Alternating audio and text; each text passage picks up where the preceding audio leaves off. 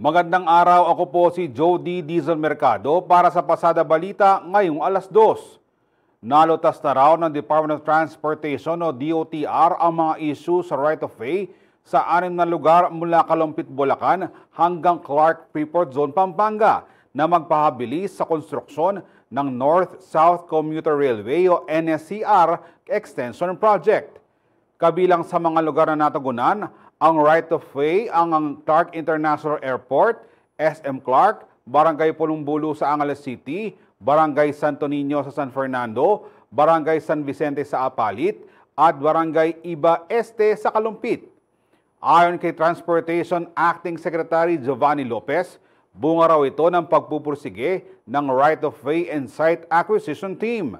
Pinasalamatan ng opisyal ang suporta at kooperasyon ng mga LGU ng Angeles, Mabalacat, San Fernando at mga LGU ng Apalit, Minalin, Santa Tomas, Kalumpit, Malolos, maging ng provincial government ng Pampanga at Bulacan upang maituloy na ang naantalang proyekto.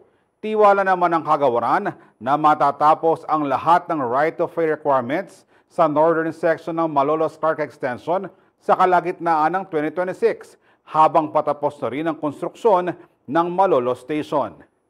Samantala, target ng ahensya na makumpleto ang right-of-way acquisition sa 9 na istasyon sa southern section bago matapos ang taon. Nasa 98% na rin ang right-of-way acquisition para sa Banlic Depot kasabay ng mabilisang utility relocation sa lugar.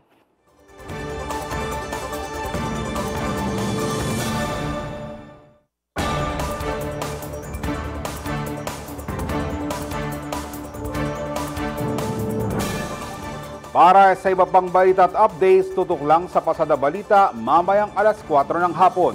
Ako po si Jody Dizon Mercado. Magandang araw po.